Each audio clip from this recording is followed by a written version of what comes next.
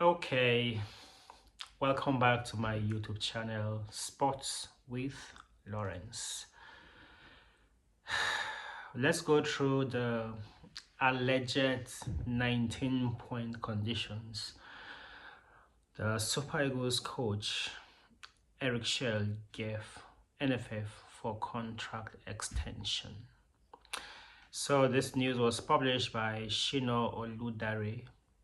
And yeah, these are alleged conditions, so it's really not proven, or we cannot guarantee the source. But of course, he's a well-respected journalist, so you could give some credibility to this condition that was released. But yeah, it is allegedly, yeah, from Eric Chell, allegedly. Okay, so he gave NFF condition for contract extension. So the background story is this. So first, when he was appointed by NFF to head the Super Eagles, he was given a 2-year contract, and then he was given a target to reach the AFCON final.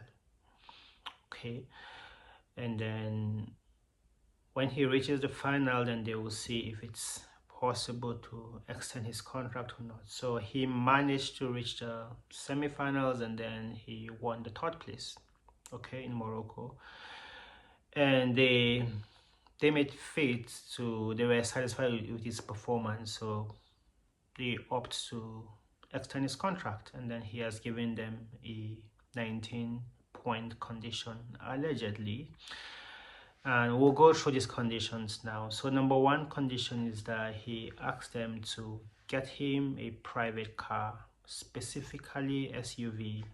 I think it makes a lot of sense because then he probably will need to travel to different match venues for NPFL to scout for players for the Super Eagles of Nigeria. Secondly, he's asking for a house in a well-secured environment with 24 hours uninterrupted power supply.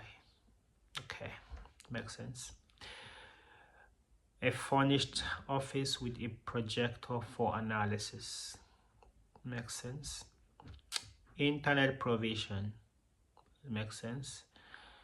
Flight tickets for wife and 2 children. Eric and wife business class, and then the children economy. Okay. GPS provision. Good. Supply of proper equipment in accordance to coach's demand. Okay. This can always be negotiated because then what equipment does he want? They will look at it if it's something they are able to provide or not. Okay, so this number 7 can be negotiated. Number 8, based on opponents, the coach has the right of choice regarding international friendly matches. Okay, this makes sense, but then I think this can also be negotiated because then he will probably need to discuss with the NFF technical director, and then when they arrive at the compromise. So yeah, so this can be negotiated, but I don't think they will accept that he alone will make the choice because then the technical advisor has to also step in at some point. Camping programs, yep, there should be camping programs for Super Eagles. Makes sense. The coach will initiate programs for youth development. I love this part. Yeah, I love this part. He doesn't really just only care about the Super Eagles, but then the age grade football as well. And then these are the recruitment grounds for Super Eagles anyway. So he's looking at a long-term plan for the Super Eagles and to see how that he'll, I think, restructure the developmental football in Nigeria to see how that the age grades will be doing fine, and then by extension they can be moved to Super Eagles.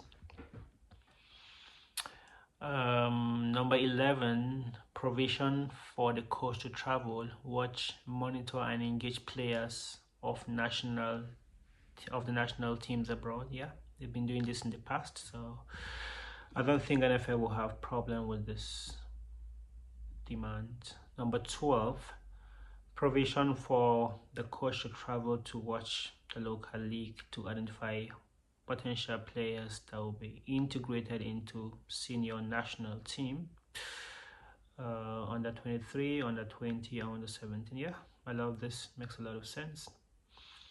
No interference in team selection and players call-up. Okay, very important. Does that mean that there used to be interference? Number 14, the NFF has to issue a working contract for my staffs. Okay. Salary needs to be paid on or before 30th of every month.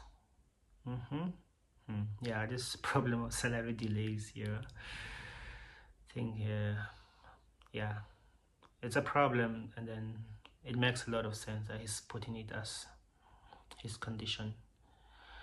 Bonus and allowance as per federation structure.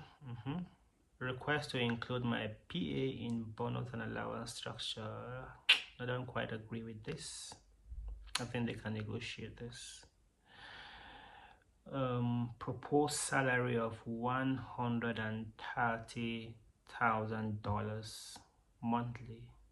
The amount included all my technical staffs and PA. Yeah, I think not so bad. And lastly, monthly meeting with all the national team coaches.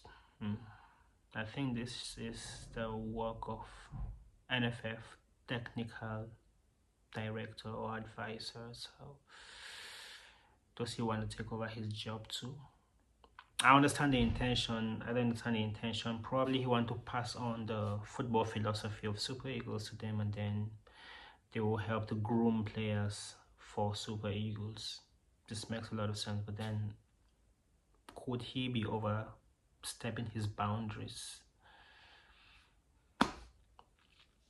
Okay, so these are the 19 points. Majority of the points, I believe, in my opinion, makes a lot of sense.